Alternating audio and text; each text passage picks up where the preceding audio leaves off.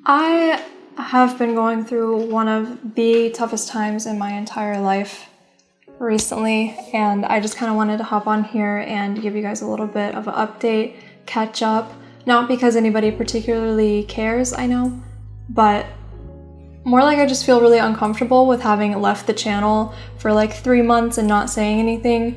That's not really like me, and it won't be like me from here on out. So I just wanted to put everything out on the table and sort of let you guys know why I've been gone. So to sort of understand where my headspace is at right now, this is going to be a little bit of a story time, and I'm going to take you back towards the beginning of 2019. So back in 2019, both of my grandparents on my mom's side got really sick.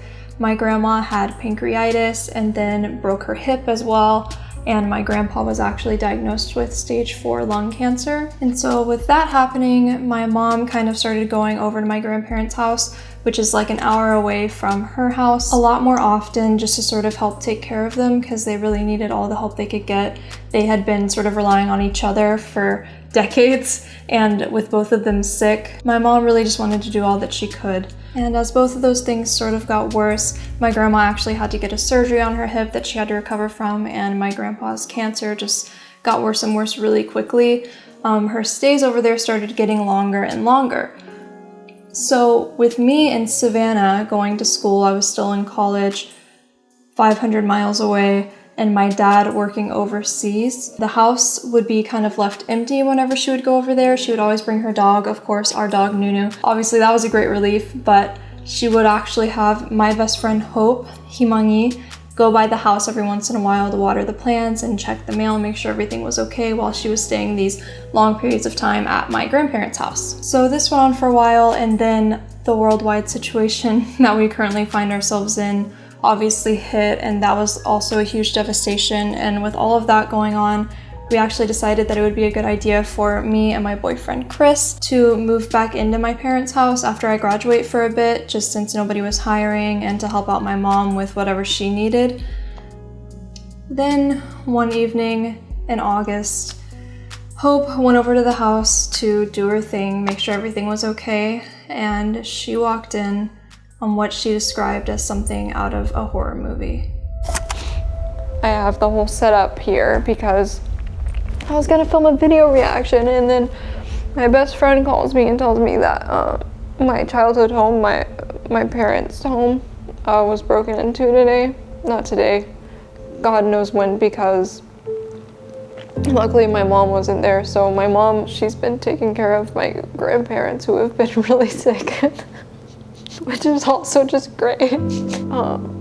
But yeah, I guess somebody noticed that nobody had been in the house because she's been with them, and they decided to go in and completely vandalize and destroy everything. When you first walk into our house, you enter into the back of the living room. So the first thing that you see is basically the back of our couch. On the couch, there were rifles stacked in a row, nice and neat, up against the back of the couch, facing the door when you walk in. The couch itself had been burned and slashed with knives.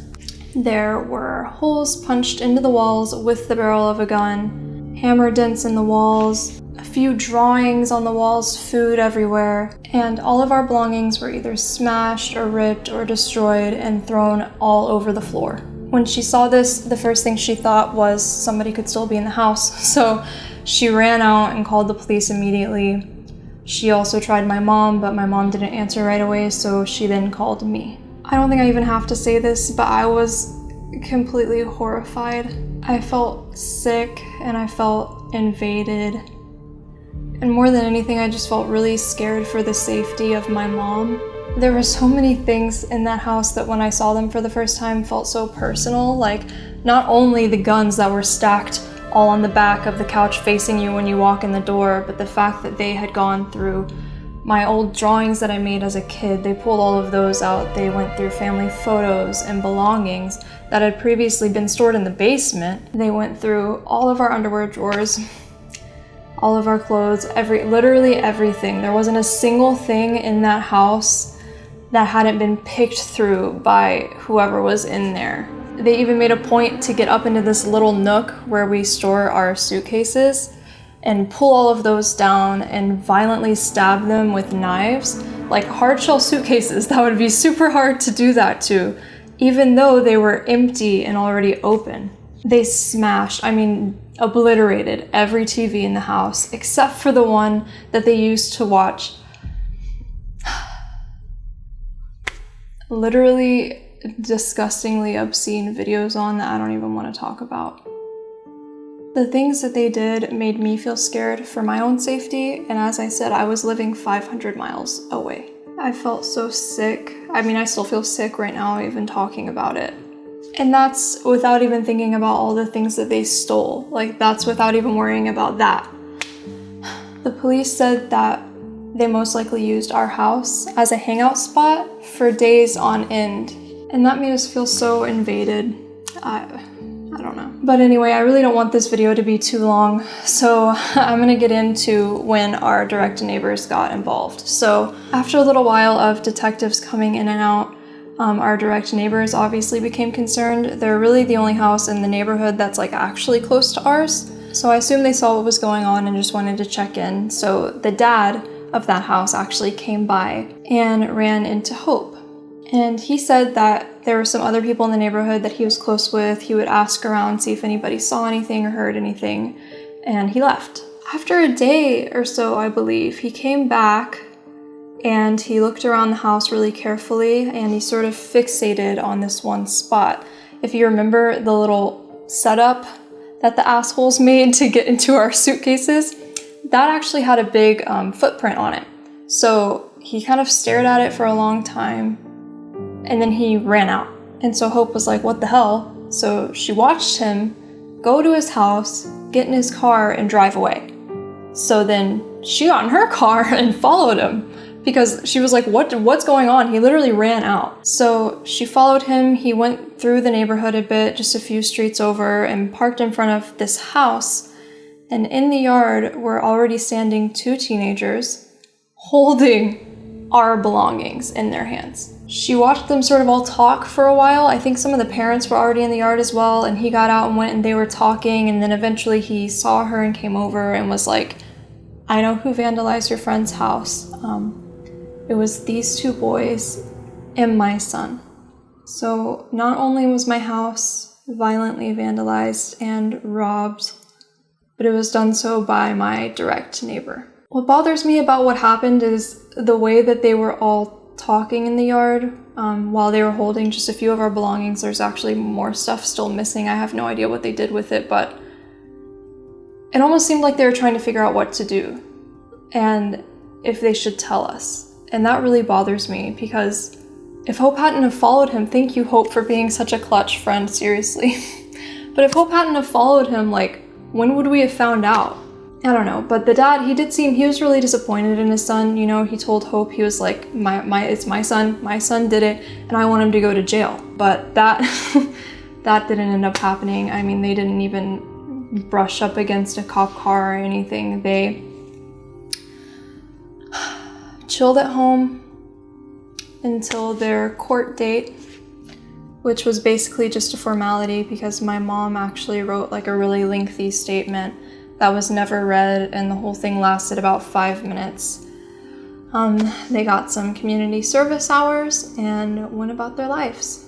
Meanwhile, we're still stuck in the situation. Our house is literally completely destroyed and we're left to, by ourselves, figure out what to do. We're having to not only sort through all of our stuff, most of which is just completely destroyed, but we're actually having to redo the whole house because of the damage that they caused. They ruined the walls, they ruined the floors, they broke the doors, they broke the baseboards, they cracked the tile, broke the toilet, broke the fridge, burned the countertop somehow. There was like a ring burned into the countertop, and broke glass, broke the door to even get in the first place, leaving the house exposed to the elements for God knows how long. It was just bad. And I completely forgot to mention that, yeah, not only did they go over a few times, they said that they went over 5 to 7 times to just continue destroying our house and like not feel any remorse whatsoever during that whole time. They fired weapons in the house. they used the food in our pantry as target practice. And community service, and nobody knew what their kids were doing. Nobody heard anything. I don't know. It just all makes me so uncomfortable still. And obviously, I actually really wanted my parents to move in the beginning. That was something that was talked about for a long time. But we realized that after all of the fixing that the house needs, we're just not gonna have the money to afford that. So our house is actually sitting empty. Like, no work has been done to it this whole time. It's been almost 7 months and we haven't been able to find anybody willing to help us. There was a company that our insurance contracted to help with some of the damages, and they dipped after getting their paycheck. So they literally scammed us. That was the whole thing. And now it's just getting over the mountain of fixing the house. We're trying to make the most out of it, kind of make it a little more modern, you know, something to make up for all of this. But I just don't know if it's ever gonna feel the same again. Every time I go in the neighborhood, my stomach drops. I really don't want my mom living next to them. I mean, I don't want to live next to them. You know, I told you I'm moving back in with them. That's why I'm here in Tennessee. I did extend my rent in Savannah for as long as possible when all of this happened, but now I've been in Airbnbs for the past 3 months. And my mom is still with my grandma. My grandpa did pass away. So that's been really hard on all of us as well. My dad is working to help pay for everything, and these Airbnbs haven't been easy either. There was actually a shootout at a neighboring Airbnb to mine, the last one that we were in. Somebody died and I was outside when it happened. But as I said, some of the hardest parts are over, and now I'm just pushing. I really didn't want to cry, I'm sorry. But now it's just pushing forward to see it through to the end. I have high hopes for the house, and I think that me being there will help my mom sort of get used to it again. So, Chris does have to go to Korea shortly here in May, and I believe I'm going with him, so look forward to some content from there as well.